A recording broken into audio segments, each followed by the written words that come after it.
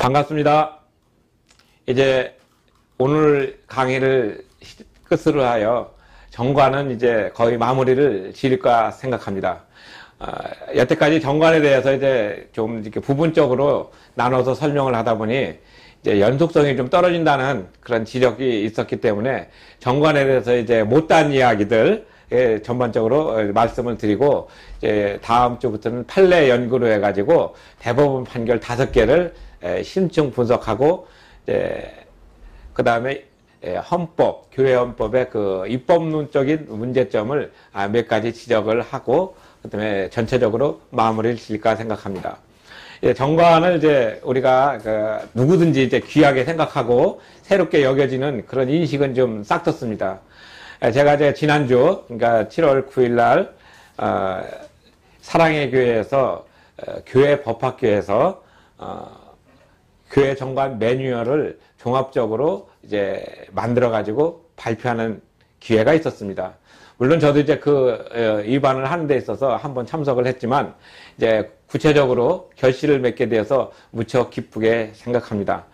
늘 정관은 우리 속에 있다고 말씀을 드렸습니다. 그러나 그 정관을 내 가슴 속에 품고 사는 그런 것은 아니고, 또한 그런 정관을 통해 가지고 우리가 살아가야 된다는 의식은 있지만, 그 정관이 어떻게, 그리고 어떤 방법으로, 그리고 우리에게 다가왔는지 그런 것을 구체적으로 생각하는 그런 시간은 늘 가져야 된다고 강조하지만 현실은 그렇지 못합니다.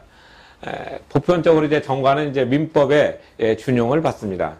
왜냐하면은 교회 헌법, 그러니까 교단 헌법에서는 재정에 관한 부분을 명시하지 않았습니다. 그래서 이제 재정에 관한 부분에 대해서는 민법에 준용을 받는데, 그 민법을 이제 준용을 하되, 그 민법을 먼저 이렇게 준용하기에 앞서서 그 교회는 독립적이고 자주적이며 또한은 투명하게 경영해야 된다는 대전제 아래에 있기 때문에 먼저 그 개교회 또는 지교회가 가지고 있는 정관을 먼저 들여다봅니다.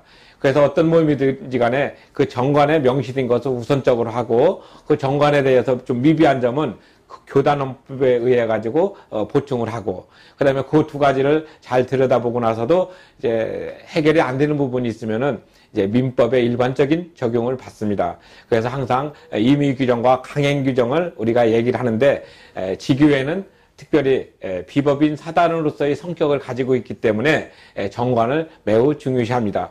그럼 이제 정관은 이제 보편적으로 어떻게 만들어지는가?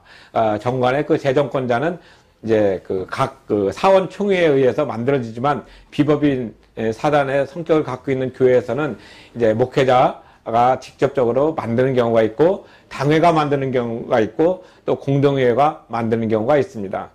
최종적으로는 공동회의가 만드는 것이 원칙으로 받아들여지고 있습니다. 그리고 처음에 이제 교회가 설립될 때 어떤 일정한 규모의 사람을 가지고 설립되는 것이 아닙니다. 목사님 한 사람을 중심으로 해서 한 10분이나 15명, 또는 장로님을 중심으로 해서 한 10명이나 15명, 그러니까 보편적으로 한 20명 내지 30명 이하의 사람이 모여가지고 일단 교회를 설립하기 때문에 이제 정관에 대한 그 필요성은 많이 갖지 못하고, 요식행위로서 정관을 이제 대충대충 이렇게 만드는 경향이 많아졌습니다. 현재 그 1950년대부터 60년대, 그리고 그 1990년대까지는 그러한 스타일로 정관을 만들고 교회를 운영해 왔고, 또 사법기관에서는 교회에 어떤 분쟁이나 분란이 있었을 때는 정관을 중심으로 판단하되, 그 교회 내에서 내부적으로 이렇게 잘 원만하게 해결하는 그것을 중심으로 해오다 1993년 부산 영락교회에서 나타났던 소유권 분쟁에 의해 가지고 구체화된 어떤 정관에 대한 평가가 있었습니다. 그때는 이제 그 3분의 2 이상이 탈퇴하지 않는 이상 그 교회는 고유한 가치를 가지고 있게 되면은 그 교회가 갖고 있는 모든 재산권, 그 당시 처음에는 이제 합유라는 단어를 썼습니다. 지금은 총유라는 단어를 쓰고 있지만, 그래서 그런 용어도 이제 그때 이제 대법원에서 새롭게 정리를 하는 귀한 역사가 있었습니다. 그래서 이제 그 교회에서 가지고 있는 여러 가지 재산 문제라든지 그 교회의 어떤 방향성, 그 다음에 교회가 가지고 있는 고유한 특성을 변경시킬 때에는 정관에 의해서 변경시키도록 했는데 그 정관에 의해서 변경시키는 그 인원수 그걸 갖다고 우리가 의사 정족수 또 의결 정족수가 있습니다. 그래서 이제 어떤 의견을 표현할 수 있는 의사 정족수는 대부분 이제 과반 이상 참석해서 이제 과반 참석으로 이렇게 하고 있지만은 이제 교단이 탈퇴된다든지 또는 교회가 해산이 되어서 어떤 그 청산 절차를 받는다든지 또는 교회 재산을 이제 어떻게 나눠야 되는 어떤 중차대한 문제가 생길 때는 대부분 3분의 2 이상의 판결을 기대하게 됩니다. 그래서 그 사람들이 이제 어떤 그 결정을 했을 때 교회의 어떤 방향성이 확실하게 정해지지 그 전에는 이제 그 교회의 고유성을 가지고 있다면은 비록 소수 3분의 1 정도의 소수를 할지라도 그 교회의 사용 수익권 총유는 그 교회에 귀속된다는 것이 대법원의 판결이었습니다. 그러다가 2006년도에 신서교회에서 건물 명도 소유권 분쟁이 일어났을 때 그때 이제 비로소 정관이 제 모습을 발휘하게 됐습니다. 무슨 얘기냐면은 정관이 이제 총유라는 개념으로 있고 교회의 본질적인 부분이 있고 그다음에 다수가 그 교회를 탈퇴하게 될 때, 그러니까 3분의 2 이상이 탈퇴하게 될 때는 그 교회의 사용, 수익, 모든 총유는 그 다수에 귀속된다는 판결을 내림으로 인해서 1993년도에 내렸던 판결을 완전히 뒤집는 그런 결과가 나왔습니다. 무슨 얘기냐면은 1993년도에 내렸던 그 판결의 소수설로 있었던 부분이 이제 2006년도에는 다수설로 변화가 있었고 거기에 따라서 종교의 자유, 그러니까 3분의 1은 그 3분의 2로 귀속이 되든가 아니면 다른 교회로 가든가 하는 자유로운 선택권을 맡기게 되었고, 그 다음에 교회의 재산은 이제 총유라는 개념으로서 우리에게 확실하게 각인되었던 아주 중요한 판례입니다. 2006년도 그 대법원 판결 이후에 이제 정관을 시급하게 손질해야 되고 또 정관이 필요하다는 것을 많은 사람들이 깨닫게 되었습니다. 그래서 그 이후부터는 이제 정관을 이제 만드는 데 있어서 상당히 문구도 이렇게 세련되게 다듬고 또 의사 정교수나 의결 정숙수에 대해서도 상당한 주의를 기울이게 되었고 또한 원입교인에 대해서도 상당한 신경을 쓰게 된 아주 중요한 사건입니다. 그래서 우리가 이런 정관이 처음에는 은혜스럽고 덕스럽고 대충대충 교회 안에서 믿음으로 나가면 된다 하는 그런 의식이 이제 2006년도 신서교회 대법원 판결에 의해 가지고 새롭게 변화되는, 그러므로 인해서 교회법 자체가 전체적으로 정리를 해야 되는 그런 필요성을 공감하게 되었습니다. 그래서 교단원법도 그런 관점에서 이제 정관을 이제 이렇게 구속하고 하는 그런 부분보다는 지교회가 정관을 통해 가지고 자유롭게 활동할 수 있는 기반을 만들어주고 또 교단은 교단 나름대로 교회헌법을 잘 정리해서 정관이 그 교단헌법에서 어긋나지 않는 범위로 갈 수 있도록 많은 노력을 기울이게 되었습니다. 그리고 이제 그런 어떤 관점에서 본다면은 이 정관은 이제 어떻게 만드느냐, 그리고 누가 만드느냐, 이것이 또 중요한 문제가 되었고 또 이런 정관이 사법적인 심사를 받았을 때 과연 어떤 효력이 있는가 하는 그런 부분도 새롭게 대두되게 된 아주 중요한 사회적 변화라고 느낄 수가 있습니다. 그리고 교회는 교회대로 이제 대형화가 되고 또는 교회가 또 이제 가장 첨예한 게 뭐냐면 교회 내 구성원들의 어떤 공동체적으로 모아진 재산, 헌금과 기타 수입으로 인해서 만들어진 재산이 과연 누가 소유하고 있느냐 하는 그런 걸로 인해서 많은 분란과 분쟁이 야기게 되는 것은 어쩔 수 없는 사회의 흐름이라고 볼 수가 있습니다. 이런 사회적인 변화 속에서 교회가 건강하고 또 투명하고 민주적이면서도 독립적으로 발전할 수 있는 계기를 만들어주는 성문법적인 요소가 바로 지교회 정관입니다. 그래서 정관을 제가 한 8번 정도 여러분에게 설명을 했을 때 부분적으로 이렇게 나눠서 얘기를 했습니다. 그러니까 정관은 이제 처음에 교회 이름이 들어가야지 되고, 두 번째는 그 교회가 어느 지역에 있는지 소재지가 들어가고, 그 다음에 목적과 비전이 들어갑니다. 대부분 이 부분이 이제 총론적으로 들어가고, 그 다음에 이제 교회 어떤 부분에서 이제 교회 직원들이 필요하죠. 교회 직원은 두 가지로 말씀을 드렸습니다. 하나는 항존직이 있고 임시직이라고 말씀드렸습니다. 그러니까 이제 교회 이제 장로님이나 목사님 이런 분들은 이제 항존직으로서 교단 헌법에 의해서도 70세까지 정년 보장으로 인정을 받고, 그 다음에 또 전도사라든지 부목사나 이런 분들은 이제 임시직으로서 1년에 한 번씩 계속 연임을 또는 연임 천용원을 해가지고 승인을 받아야 되는 그런 부분이라고 말씀을 드렸습니다. 그 다음에 또 교회 직원들도 있습니다. 그리고 이제 교회 직원이 있게 되면은 바로 이제 목사의 자격, 또 장로의 자격, 또 요 두 부분이 상당히 중요한 이유는 교회가 어떤 문제가 생겼다든지 분쟁의 요소가 생길 때는 대부분 목사의 어떤 독재적인 운영 또는 장로의 어떤 월권적인 운영, 이것이 첨예하게 부딪힘으로 인해서 교회가 분쟁이 되는데, 아마 이 부분에서 교회 분쟁의 한 70%에서 80%를 차지한다고 합니다. 그러니까 이렇게 교회 분쟁의 여러 가지 요소를 가만히 이렇게 들여다보면 대부분 목사와 장로와의 어떤 갈등 관계에서 나타난 것을 알 수가 있고, 드물게는 이제 교회 조직들 간에, 그러니까 재직회와 당회와의 어떤 영역으로 인해 가지고 서로 침범하는 문제로 인해서 갈등이 야기되는 경우도 있고, 또 드물게는 이제 교인들 자체에서 자기네들의 어떤 재산권의 맞보증이라든지 또는 교회를 이렇게 잘 이렇게 설립하기 위한 어떤 초창기에 집 담보를 주었는데 교회가 이제 그것을 제대로 해결해 주지 못함으로 인해서 야기되는 어떤 민사적인 분쟁이 많았습니다. 그래서 이제 우리는 그러한 것들을 이제 정관의 명시를 정확하게 해 둠으로 인해 가지고 교회 재산과 또 개인 재산, 또 교회 구성원의 재산이 명확하게 구분이 돼야지 되는데, 이제 그 전에는 이제 2006년도 대법원 판결 이전에는 그러한 부분들이 혼재되어 있는 상태에 있다가 이제 2006년도 판결부터는 교회 재산을 총유라는 개념으로 정리함으로 인해서 완전하게 분리를 시켰던 것입니다.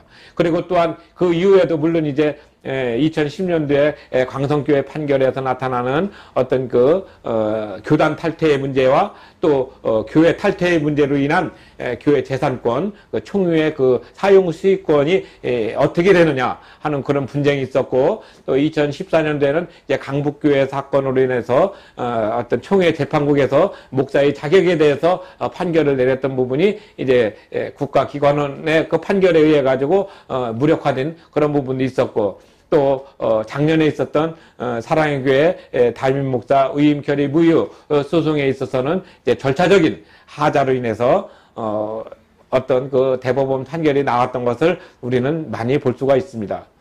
그런 면에서 본다면은 정관이 이제는 얼마만큼 소중하고 중요한 것인지 이제 우리는 분명히 알 수가 있습니다. 근데 이런 정관이 중요함에도 불구하고 또 우리가 정관을 만들 때는 세 가지 중요한 요소가 있습니다. 첫 번째는 신학적인 요소가 정확하게 들어가 있어야지 되고, 두 번째는 교리적인 면이 분명히 들어갑니다. 이 교리적인 것은 신학적인 면과 상당히 결부되어 있지만 구체적으로 얘기한다면 교단헌법의 범위에서 벗어나지 않는 정관을 만들어야 된다는 의미입니다. 그리고 세 번째는 국가법적으로도 소위 민법적인 요소에 있어서도 해결될 수 있는 그런 어떤 범위에서 벗어나지 않도록 정관을 제정하는 것이 중요한데, 현대 정관을 이렇게 보면은 이런 교리적인 부분과 신학적인 부분은 조금 이제 뒤로 처지고, 어떤 민사적인 부분, 그러니까 교회 재산 다툼에 있어서 법적인 부분에서 이렇게 하자가 없는 그런 것을 만들려다 보니까 정관이 교회의 어떤 가장 중요한 가치, 예수 그리스도를 중심으로 해서 전파돼야 되는 그런 부분이 간과되고 가볍게 여겨지고, 이제 민사법적으로 해결할 수 있는 그런 부분만 강조하다 보니까 정관 자체가 어떻게 보면 사단법인에서 나타나는 그런 정관으로 변질됨으로 인해서 교회가 교회다운 어떤 복음의 전초기지로서 나타나는 그런 기능은 상당히 약화되어 있는 것은 사실입니다.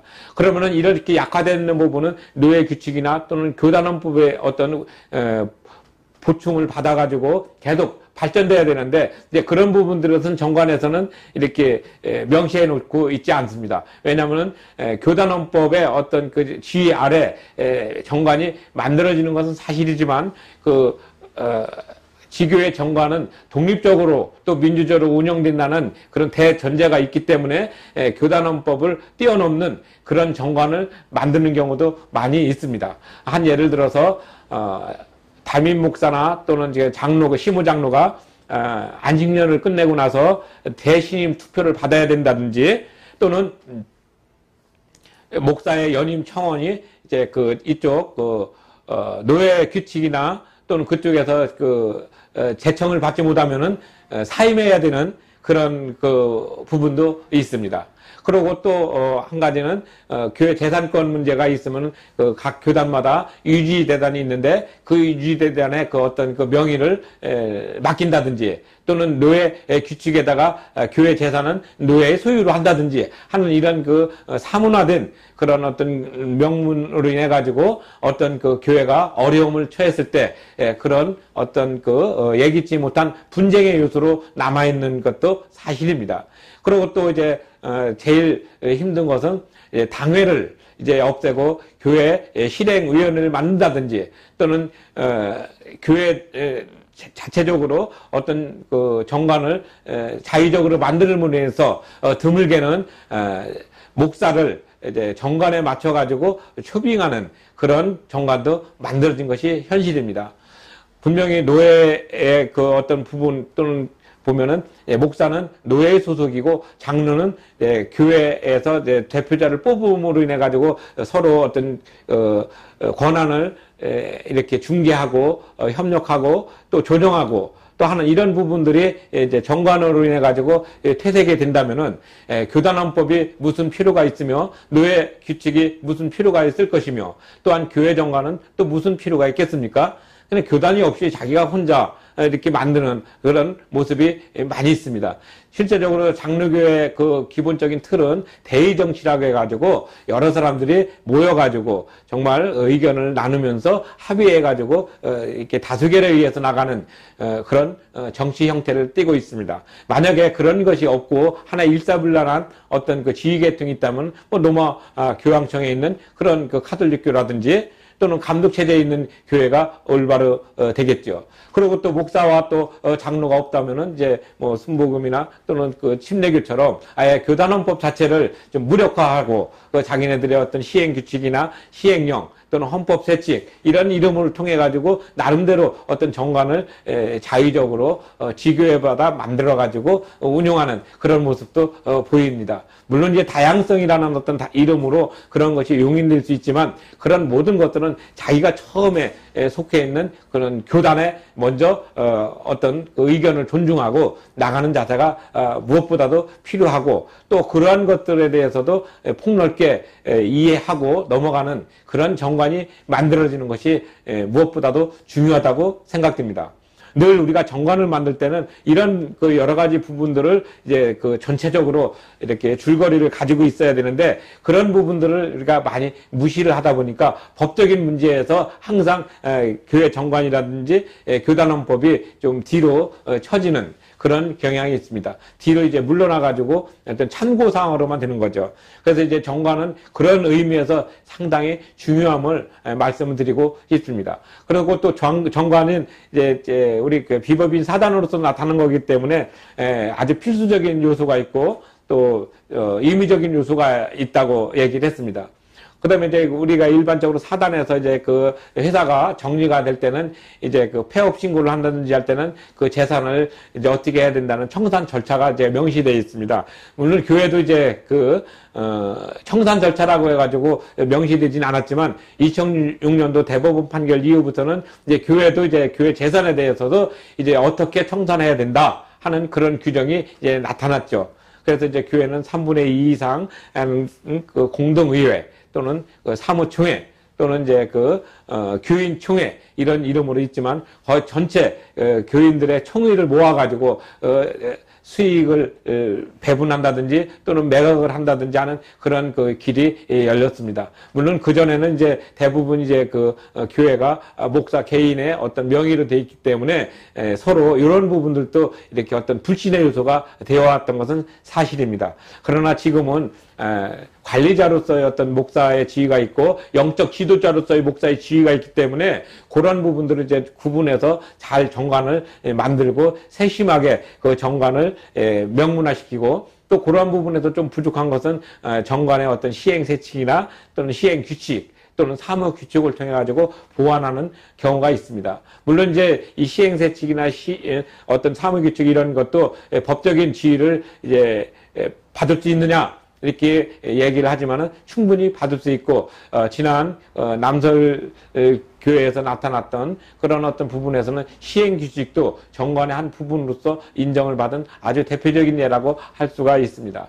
그리고 또한 그 정관에서 이렇게 만들어진 그 부분이 사실은 문자를 이렇게 어떤 그 조문이나 항목을 고치기가 정관은 좀 어렵지 않습니까? 그러니까 그런 것들을 통해 가지고 시행규칙을 통해서 좀 쉽게 그런 것들을 기민하게 이렇게 반응하는 그러한 그 융통성을 가지고 있는 것은 사실입니다. 그 차이가 하나 있다면은 이제 정관은 이제 한 3년이나 보통 3년이나 5년 정도 지나면은 이제 교회가 규모가 커진다든지 또는 여러 가지 그 변화에 의해 가지고 정관을 이제 개정하는 경우가 있습니다. 그때 이제 개정할 때는 이제 그 시간이 걸리지만 시행세칙은 이제 매년 그 어떤 그 좋은 어떤 모습은 삽입시키고 좋지 않은 부분은 삭제함으로 인해서 시행규칙은 들쭉날쭉할 수가 있습니다. 근데 이제 시행규칙을 너무 이렇게 또 이렇게 하게 되면은 좋게 잘 운영되던 것도 없어질 수가 있고 또 좋지 않았던 그런 부분이 조항으로 끼어들 수 있기 때문에 그런 것들은 정관을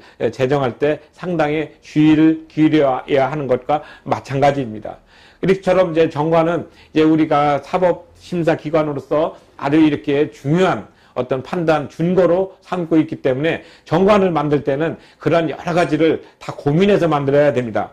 시중에 떠도는 소위 그 인터넷에 정관 뭐 이렇게 가지고 많이 나오고 있지만 그건 이제 사단 법인의 어떤 그 틀을 가지고 정관을 이제 형식적으로 만들어 놓은 것을 저도 여러 개를 검색을 해 보았습니다. 근데 대부분 이제 정관의 어떤 틀은 비슷비슷하게 나와 있지만 제일 중요한 목사와 장로와의 어떤 그 권한 관계, 그다음에 화합과 조정 관계 이런 부분들은 상당히 그 미약하게 이렇게 간략하게 해놨기 때문에 대부분 분쟁의 요소가 될 때는 그런 그 세심한 부분에서는 정밀하지 못한 관계로 시중에서 나오는 그런 정관, 소위 인터넷에서 이렇게 아무렇게나 또 쉽게 다운받을 수 있는 정관은 만약에 채용하게 됐거나 그걸 이렇게 검토하게 될 때는 가능하면 법적인 지식을 가지신 분이나 또는 법적인 어떤 종사자들에게 그러한 그 문구라든지 이러한 것들 세심하게 체크를 하고 또 그런 것들을 이제 다시 한번 정리를 하면서 그 교회에 맞도록 이렇게 잘 이렇게 정비해서 사용하시기를 권하고 싶습니다. 늘 우리가 이제 그런 그 정관을 문자를 또는 글귀를 잘못 채용함으로 인해 가지고 어떤 그 법적인 심사에 들어갈 때는 우리가 생각하는 어떤 일반적인 해석과 법적인 해석하고는 또 전혀 다른 관점으로 보여줄 수가 있기 때문에 조심해야 된다는 것을 말씀드리고 싶습니다. 그 다음에 또 정관이 또 중요한 것 중에 하나는 뭐냐면은 그 정관에 의해 가지고 나타나는 여러 가지 내용들이 있습니다. 그 내용들이 풍부해야지 됩니다. 그러니까 제일 중요한 것은 뭐냐면은 정관이 미자립교회하고 자립교회하고의 관계를 우리가 생각해 볼 수가 있습니다. 보통 이제 우리나라에서는 미자립교회 하면은 이제 당회가 없는 교회를 얘기하는 경우가 많습니다. 그러면 이제 이것을 갖다 조금 더 심화된 용어로 쓴다면은 당회가 없는 교회는 미조직교회라고 표현합니다. 조직교회는 장로 2분과 목사 1사람에서 3사람의 당회원이 있을 때 당회를 성립한다고 하고 이런 교회를 자립교회 또는 조직교회라고 얘기합니다. 물론 조직교회와 자립교회는 개념적으로 조금 다르지만 저는 여기서 같은 의미로 일단 정관을 표현하기 위해서는 씁니다.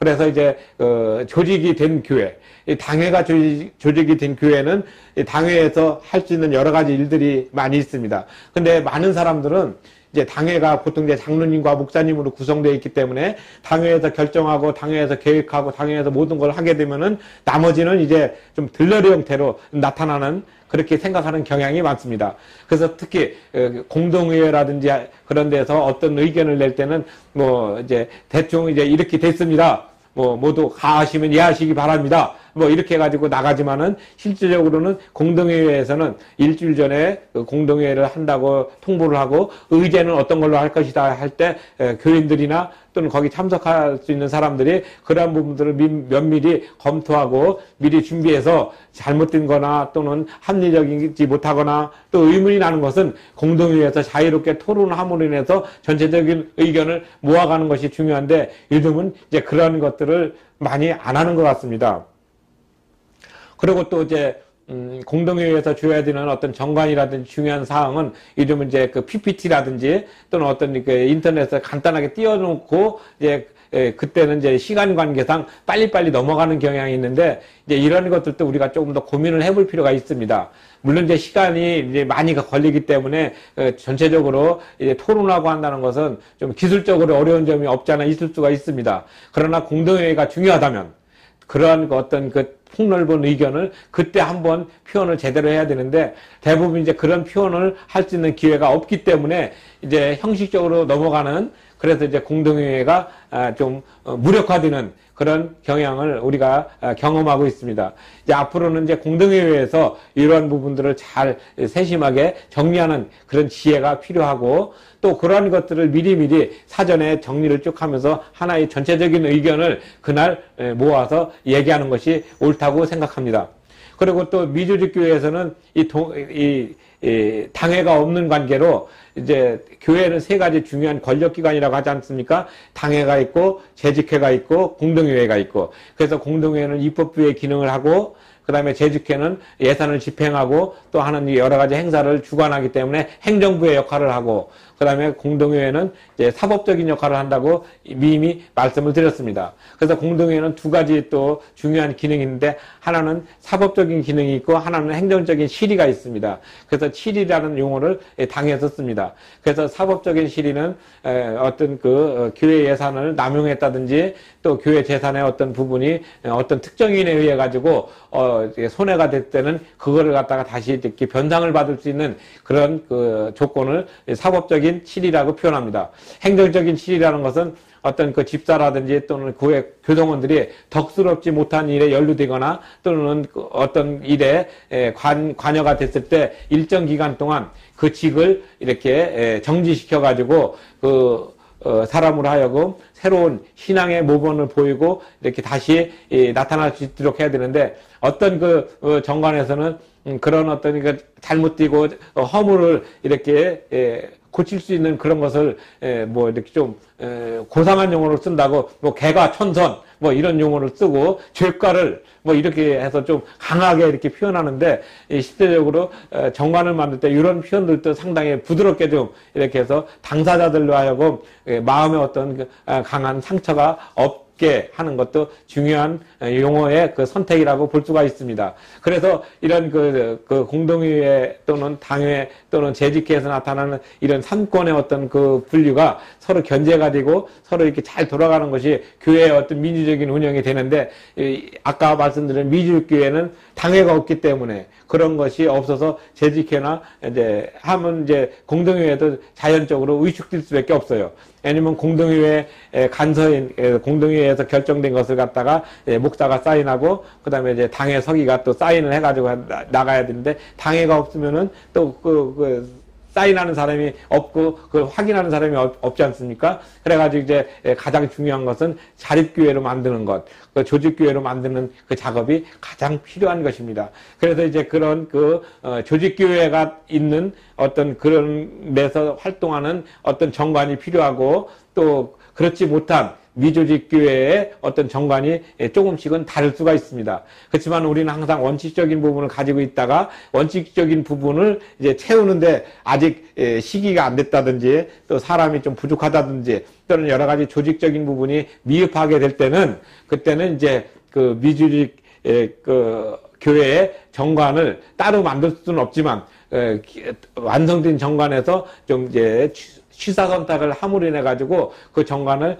이제 활용을 해서 어느 정도 성숙할 때까지 기다렸다가 그 교회가 자립교회로 될 때 이제 온전한 정관의 틀을 가지고서 운용하는 그런 융통성 있는 사고가 필요합니다. 근데 이런 그 유연한 사고를 목사님이나 또는 그의 그 구성원들이 가지고서 이렇게 나가게 되면은 정관이 정말 이렇게 상당히 중요한 요소로서 어떤 지침이 되는데 이런 정관을 이제 만들게 되면은 우리가 어떤 생각을 갖게 되냐면은 나의 권리 또는 나의 어떤 권한이 조금 이렇게 희석된다든지 뺏긴다는 경향으로 인해서 잘 이렇게 안 만들어 놓는 경우가 많습니다. 그래서 우리가 앞으로는 그런 정관을 만들 때는 또 정관을 갖다가 이렇게 만들어진 것을 도입을 할 때는 그런 조문을 세심하게 읽고 자기 교회에 맞는 그런 정관을 이렇게 해야지 무조건 큰 교회 거 정관이라고 해서 자기 교회에다가 이렇게 적용하려고 하다 보면은 많은 무리와 또 격차가 생김으로 인해서 오히려 혼란만 부추기는 그런 경향도 없지 않아 있습니다. 제가 이제 우리 동기나 또는 우리 교단이나 또 다른 이렇게 교단 목사님들이 정관에 대해서 저한테 자문을 구할 때 제가 가서 이렇게 보면은 너무나 천편일률적이고 그 교회의 사정하고는 좀 동떨어진 그런 것을 많이 발견할 수가 있습니다. 그래서 제가 이렇게 물어보면은 그냥 이제 교단에서 이렇게 내려주는 거라서 무조건 이제 받아들인다. 이렇게 근데 교단에서도 가만히 보면은 뭐 500명 나온 교회가 있고 100명 나오는 교회가 있고 뭐 개척 교회로서 30명밖에 없는 교회도 있는데 완성된 정관을 가지고서 30명이 있는 교회에다가 활용하면 그게 맞겠습니까? 안 맞지요. 그러니까 그런 것들을 이게 융통성 있게 해야 되는데 같은 교단이라고 하더라도 그런 것들을 이제 사용할 수 있는 그리고 또 그런 것들에 대해서도 우리가 이제 많은 그 논의가 있어야 되는데 이제 목사님들이 이제 자기 교단의 어떤 그 정관을 가져왔을 때 그 정관이 자기 교회하고는 많이 동떨어져 있음에도 불구하고 교단에서 준 거니까 받아들이는 경우가 있어요. 그러면 이제 그것을 받아들이면 대부분 이제 그것은 어디다 쓰냐면은 이제 교회가 이렇게 건축을 한다든지 또는 그 세무서라든지 또는 또 어떤 교회가 어떤 자의적인 활동을 할 때 정관을 요구하게 되는 경우가 많이 있습니다. 그러면 자기 교회는 도저히 이 정관하고는 맞지 않는데 그 정관을 갖다가 어떤 관계 기관에다 내므로 인해 가지고 어떤 일정한 자격을 획득하는 경우가 있습니다. 그럼 어떻게 보면은 그것이 이제 겉으로는 그게 괜찮은 것 같이 보여도 내부적으로는 그게 상당히 하자가 있는 정관을 제출하게 됨으로 인해서 나중에 벌을 받게 되죠. 그래서 그런 걸 보고 이제 공정증서 부실기재증이라는 그런 그 법도 있습니다. 그래서 정관에 없는 것을 있는 것처럼 해가지고 어떤 혜택을 받게 된다면은 분명히 사문서 위주가 되는 경우가 있죠. 그래서 우리가 정관을 이렇게 귀하게 여겨야 되고 또 정관의 틀을 잘 맞춰야지 되는 것이 바로 그런 부분에서 있습니다. 물론 이제 정관을 인식이 없다고 해서 면피로 나타나는 것이 아니라 그런 것들을 사용하게 될 때는 책임을 져야 된다는 말씀을 드리고 싶은 것입니다. 그래서 어떤 정관을 이제 기관에다 냈는데 그 정관하고 자기 교회 형편하고 도저히 맞진 않습니다. 그럼 이걸 왜 했냐? 또 교단에서 줬다고 하고, 뭐 다른 교회에서 쓰니까 썼다고 하고, 이런 건 이제 안 통하는 시대가 되었습니다. 근데 간혹 가다가 제가 정관을 갖다가 정리하고, 수정하고 이렇게 맞추려다 보면은 도저히 맞지 않는 경우도 많아요. 한 예를 들어가지고, 교회 규모가 작아가지고 성가대도 없고, 또 중고등부 몇 명 있다 하더라도, 이제 그런 어떤 부분들을 이제 이렇게 합해서 해야 될 부분을 나눠놨어요. 그러니까 이제 겉으로 볼 때는 많은데 이제 인적 구성 요소 보면 뭐 한 사람이 한 가지만 맡아도 참 힘들 텐데 한 사람이 뭐 중고등부 부장도 하고 청년부 부장도 하고 성가대 대원도 하고 또 교사도 하고 1인 한 4역, 5역씩 가는 경우도 많습니다. 근데 이게 왜 문제가 되냐면은 작은 교회일수록 한 가지 일을 충실하게 함으로 해서 신앙을 되게 돈독하게 해서 그 사람이 이제 자발적으로 일을 하게 되는데 이게 이렇게 한 사람한테 2가지, 3가지 부담을 짐으로 인해서 그 사람이 아예 교회를 이렇게 못 나오는, 그래서 결국은 인력난에 소위 허덕이는 그런 경우가 있습니다. 그럼에도 불구하고 정관에는 그런 것이 다 있다면은 그게 맞겠습니까? 근데 이런 것들은 줄이라는 것이죠. 그러니까 이제 작은 교회는 작은 교회에 맞도록 그 정관의 조문도 좀 적어야 될 것이고 또 규모도 적고 그러다 보면 여러 가지로 적은데 교단에서 주었다는 그 큰 어떤 그 교회를 중심으로 표준적인 정관을 가지고 오면은 그 자기하고는 도저히 맞지 않는 것을 갖게 되면은 자기도 모르게 이제 예를 들어서 교회 건축을 할 때 뭐 교회 이제 은행권에다가 정관을 제출하게 되면은 그 정관 자체에서도 이제 심의를 하게 되겠죠. 은행에서도. 은행도 어떤 수익이라든지 이런 거 손해 안 보려면은 그 정관에 맞춰서 면밀하게 보는데 안 맞으면은 그 참 낭패 보는 경우도 있습니다. 그렇다고 해서 정관을 또 갑작스럽게 목사가 글자만 몇 개 바꿔가지고 또 낼 수 있는 그런 부분들은 아니지 않습니까? 그러니까 이제 정관을 애초부터 만들 때 목회자가 만든다든지 당회가 만든다든지 또는 공동회가 만든다든지 할 때 소위 정관 재정 주체가 정확하게 있어야지 되고 그 재정 주체가 정확하게 있는데 제일 중요한 것이 절차적인 하자가 없도록 만드는 것입니다. 그래서 어떤 법이든지 간에 실행을 하게 되고 효력을 발휘하려면은 절차적으로 정당해야 된다는 거죠. 그래서 적법성이라고 표현을 하는데 절차적 적법성이 중요하게 됩니다.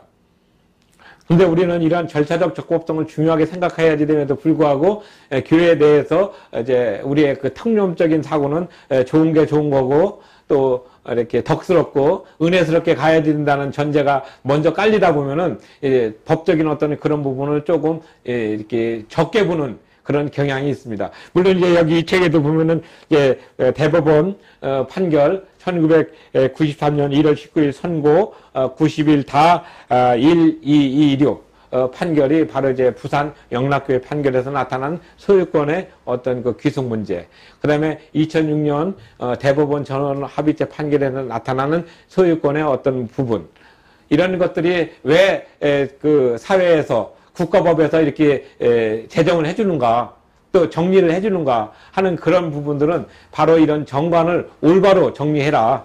그리고 정관을 바르게 만들어라. 그리고 정관의 어떤 적법적인 절차를 가짐으로 인해서 그 공동체가, 그 구성원이 사회적인 어떤 부분에서도 동떨어지지 않도록 이렇게 만들어주는 그런 그 역할을 하게 됩니다. 이제 정관에 대해서 전체적으로 이제 말씀을 드렸는데, 이제 정관은 이제 그 여러 가지 어떤 기능이 있지만은 그 기능적인 부분들을 우리가 왜 생각해야 되는가? 그리고 또 정관을 비롯해서 이 법이라는 부분이 조금은 좀 딱딱하고 좀 지루한 면이 있을 수 있지만 그런 그 원리적인 것을 잘 이해하고 또 그러한 것들이 당장은 나한테 필요하지 않다 할지라도 어떤 일이 생겼을 때는 그런 그 정관을 중심으로 생각을 하고 또 사법기관에서도 정관을 중심으로 지교의 모든 행정과 회계 이런 것들을 정리해 줍니다. 이제는 이제 정관에 이제 어떤 것이 또 포함되어야 되냐면은 목회 활동비라고 해서 종교인 과세가 2018년 1월 1일부터 시행이 되었습니다. 그때 이제 종교인 과세가 시행됨으로 인해서 이제 세목을 이제 여러 가지로 정하죠. 그래서 이제 그 지난번에 그 기획재정부에서 나왔던 것은 한 34가지 정도 이렇게 품목을 정해서 과세 또 과세 유예 또는 면세 이렇게 3가지 분류를 해가지고 항목을 다 나눠놨어요. 근데 정관에 이제 교회 목회활동부가 가장 좀 포괄적이면서도 좀 애매한 경계가 좀 그런 부분이 있습니다. 예를 들어가지고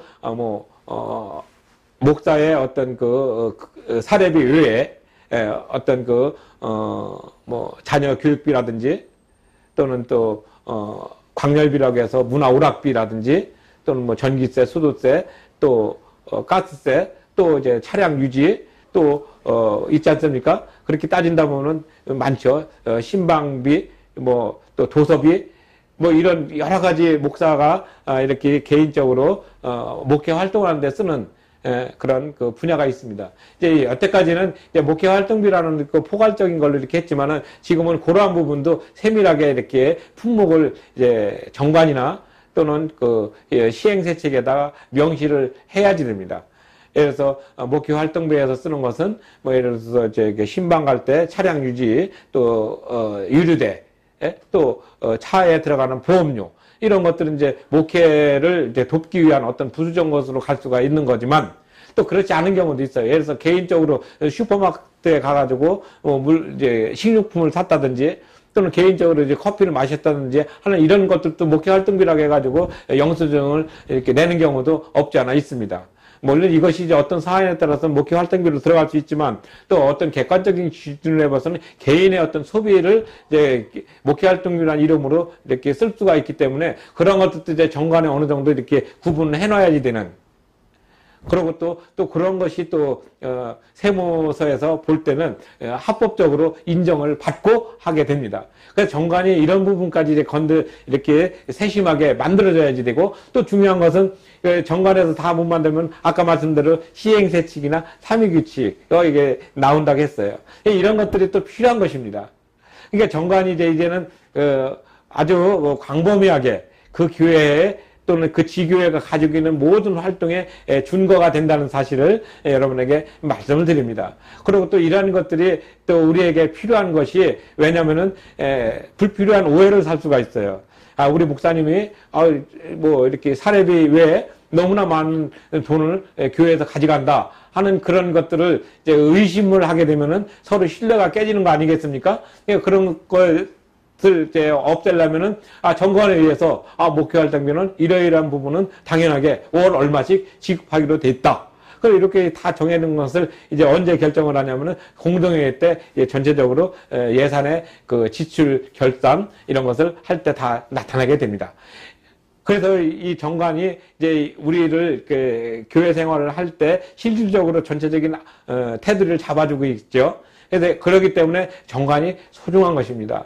그래서 우리가 항상 생각할 때 정관을 볼 때는 그냥 무심코 봤던 또는 별로 관심이 없던 이런 모습들이 이제는 이제 정관을 잘 보고 또 그만큼 법적인 인식을 가지고 봄으로 인해서 우리가 사회생활할 때도 이제 법적인 인식을 가지게 됨으로 인해서 준법 정신 또 법을 소중하게 여기는 그런 마음을 갖게 되게 되면은 서로 간에 불이익을 안 주면서 또 어떤 일들은 이제 법의 어떤 맥락적인 이해 속에서 다 해결이 되기 때문에 극한 어떤 소송으로 가지 않을 거라 생각을 합니다. 현재 우리나라는 이제 미국과 일본에 비해서 인구 대비 소송 건수가 한 5배에서 8배 정도 높다고 합니다. 그러니까 우리가 이제 만만하면은 법대로 처리한다 하는 그런 개념을 갖고 있는데, 가능하면은 법 이전에 대화 또는 중재 또는 조정을 통해서 해야지 됩니다. 그래서 우리 기독교에서도 이렇게 교회가 어떤 분쟁이 되면은 법정에 가기 전에, 그러니까 2008년도에 기독교 화해 중재원을 만들어 가지고 실행을 하고 있습니다. 기독교 화해 중재원은 이제 대법원에서 좀 위임을 주었기 때문에 거기 중재 총 책임자는 전직 대법관 되는 경우가 많습니다. 그래서 그분들이 이제 어떤 교회 분쟁이 일어날 때 조정을 하게 되면은 그것이 곧 법원에서 판결을 내리는 거와 같은 효력을 가지고 이제 중재를 쓰게끔 만들어졌는데, 우리가 아직은 거기에 이제 많이 활용을 안 하고 있는 것으로 나타났습니다. 통계적으로 그렇다는 것이죠. 앞으로 우리는 이제 이런 법적인 소송을 가기 전에 그런 교회 내에서 대화를 통해서 풀고, 대화를 통해서 안 되면은 노예나 또는 총회 재판국에서 그걸 하고, 그렇게도 안 될 때는 이제 법정으로 가기 전에 이제 기독교 화해 중재원에 가서 그런 부분들을 잘 정리를 하게 되면은 또 새로운 어떤 법의 활용과 인식이 필요하지 않을까 생각합니다. 아까 말씀드린 대로 항상 교단헌법, 그다음에 노예 규칙, 지교의 정관, 이 세 가지를 항상 기억하시고, 교단헌법은 항상 그 교회와 그 교단을 전체적으로 이렇게 울타리 해주는 역할을 하고 있으며, 또한 노예 규칙은 그 목사님들과 장로님들이 거의 동수로 활동을 하기 때문에 그러한 것들을 우리가 고민할 필요가 있습니다. 그래서 우리나라는 노예가 상당히 약합니다. 그래서 이제 노예가 좀 더 활성화가 되고 정말 지교회가 할 수 없는 부분들을 이제 노예가 이렇게 같이 할 수 있도록 하는데, 이 정관에서 사실은 노예에 대한 부분은 많이 없습니다. 그래서 앞으로는 이제 그 정관에서는 이제 노예에 대한 부분, 왜 중요하냐면 장로님과 또 목사님이 일차적으로 활동하는 그 무대가 바로 노예라고 볼 수가 있어요. 왜냐하면은 목사는 노예의 소속이고, 또 노예는 또 총회 대표를 파견할 수 있는 권한이 있기 때문에 각 지교에서 뽑힌 장로님들이 그래도 노예를 통해서 총대에서 전체적인 기독교의 어떤 흐름, 중요한 정책을 이렇게 가부 간에 어떤 의견을 내고 토론할 수 있는 중요한 교두부가 되기 때문에 노예가 정말 활성화가 돼야 되고 깊게 나타나야 된다고 저는 말씀드리고 싶습니다. 이제는 정관을 이렇게 제정할 때는 노예 관계를 또 이렇게 첨가를 해야지 되는데, 대부분 이제 정관에는 이제 노예와의 어떤 그런 관계는 없고, 다만 이제 그 재정적인 부분에서 뭐 세례교인 한 명당 노예의 상해회를 얼마 낸다 하는 이런 정도 규정이 제일 뚜렷하게 나타나는 부분입니다. 그래서 우리가 노예에다가 상해배를 지교회에서 내는 것은 노예가 활성화가 되고, 또 지교회가 할 수 없는 그런 부분들은 노예가 전체적으로 이렇게 구상하고 계획해서 그 지역을 복음화시키는 데 있어서 가장 활동적이고 가장 효율적으로 할 수 있는 그런 기반이 되기 때문에 그렇습니다. 그래서 항상 정관을 만들 때는 그런 어떤 그 목사와 당회, 또 이렇게 공동회가 이렇게 혼연일체가 돼가지고 잘 만들 때 교단원법에 어긋나지 않고 또 교리적으로도 어긋나지 않고, 그래서 전체적인 틀 안에서 정관이 제정되어야 되는 것을 다시 한번 강조하고, 그 정관이 또 사법심사의 대상으로서 어떤 그 효과를 발휘하려면 절차적으로 중요하게 빠짐이 없어야 된다는 것을 다시 한번 강조를 하게 됩니다.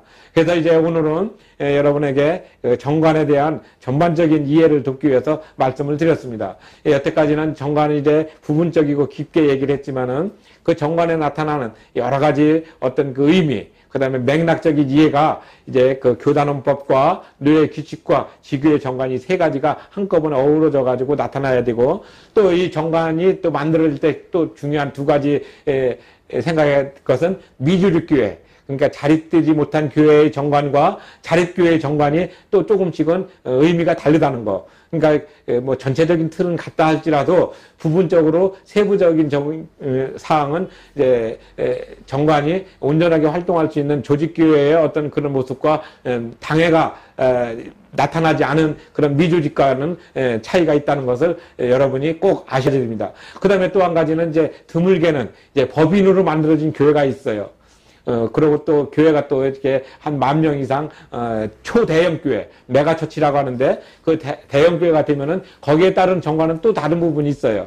그러니까 우리가 생각할 때 정관도 일괄적으로 그 표준 매뉴얼로 만들었지만 그런 공통사항이 있지만, 또 한 가지는 그런 그 교회의 규모, 그 다음에 그 교회의 어떤 그 사회적인 위치, 예를 들어서 서울에 있는 교회와 또 농촌에 있는 교회와는 또 어떤 선교 방향과 또 여러 가지 틀이 다르지 않습니까? 예, 그런 거에 맞춰서 정관을 좀 특화시킬 수 있는, 그러니까 기본적인 요소는 꼭 들어가되 그 지역에 맞는 그 정관의 조문이 필요하다는 것을 말씀드리는 겁니다. 근데 우리는 이제 그걸 이제 사단법인으로 응용한다면은 필수적인 어떤 기재사항이 있고, 그 다음에 임의적인 기재사항이 있듯이, 마찬가지로 정관도 이제 미자립교회나 또는 자립교회나 초대형 교회나 다 같이 가져야 되는 기본적인 그런 어떤 정관의 항목이 있습니다. 그리고 이제 거기에 따라서 교회의 어떤 규모와 또 그 환경에 따라서 항목이 달라진다는 것도 분명히 인식해야 됩니다.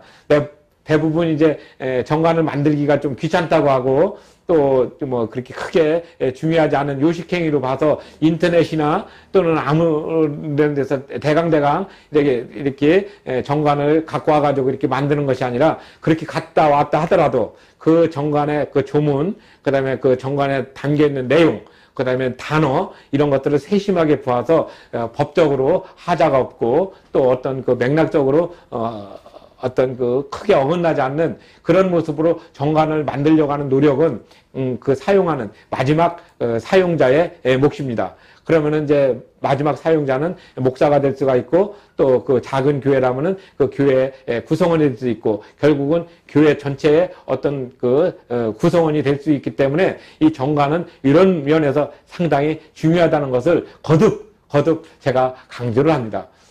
왜냐하면은 법은 딱딱하고 어렵다고 느끼는 선입견이 있기 때문에 이 정관은 전문가들이 만드는 거다 하고 무관심하는 경우가 많습니다. 그렇지만 우리 세상 살아가면서 어떻게 그렇습니까? 나도 어느 날 갑자기 교통사고를 당해가지고 어떤 법률적인 조언을 받을 때는 그 어떤 형사법이나 또는 민사소송법이나 자동차 어떤 그런 그 배상법에 의해서 내가 가고 또 드물게는 개인적으로 보험법에 의해 가지고 보험 들었으면은 거기에 혜택을 받으려면 그런 것을 보듯이 마찬가지로 우리가 이 법이라는 것은 내가 생각하지 않든 늘 우리하고 함께 있다. 근데 그 법을 내가 언제 끄집어내느냐. 내가 필요할 때 끄집어내는 거거든요. 그때는 당사자가 되는 것이기 때문에 그런 부분들을 생각했을 때 법은 평소 때 조금씩 이제 법적인 생각을 가지고 또 이렇게 익혀두는 것이 좋고 또한 그런 어떤 생각을 가질 때 서로 간에 어떤 원만한 인간관계가 맞춰지면서 또 하나의 구성체가 올바로 이렇게 형성되는데 큰 힘이 됩니다. 교회 공동체가 정말 이 정관으로 인해서 운영되면은 좋겠지만 정관 그 위에 뭐가 있다고 했습니까? 바로 신학적인 문제와 교리적인 문제가 있다고 말씀드렸습니다. 그래서 정관은 늘 이런 관점에서 세 가지 이런 것을 꼭 함축시켜서 만드는 것이 가장 중요하고 또 그렇게 만들어진 정관은 웬만해서는 이렇게 흔들리지 않습니다. 그러니까 기초가 튼튼한 정관을 만들어야 된다는 것을 강조하고 싶습니다.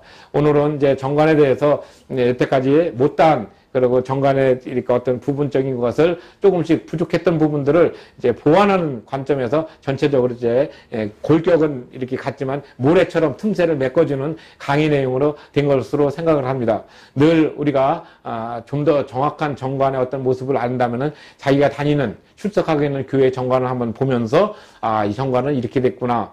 이런 조문이 있구나. 이거는 우리가 좀 필요한데 없네. 이거는 좀 낡았네? 그렇게 해서 이제 정관을 어떤 그 개정을 하게 될 때는 보통 한 3년 내지는 5년 정도에 한 번씩 그 정관을 이렇게 바라볼 때 그런 때 좋은 의견을 해서 좀 더 완성도 있고 좀 더 내밀한 정관을 만들게 되면은 교회에도 상당히 많은 도움이 될 거라고 생각합니다. 그것은 곧 개인의 어떤 신앙생활에도 많은 도움이 됩니다. 왜냐하면은 교회법은 하나님의 법에서 나왔기 때문에 그렇습니다. 우리는 하나님의 법 하면은 어떤 큰 것만 생각한 것을 많이 생각하지만 실제적으로는 작은 거지만은 늘 하나님의 법이 나와 함께 소위 물고기와 같은 관계를 있다는 사실을 기억하고 신앙생활을 할 때 우리는 좀 더 돈독하고 내밀한 그런 가치 있는 삶으로서 하나님을 바라보게 되지 않을까 생각합니다. 오늘 강의는 이것으로 마치겠습니다. 감사합니다.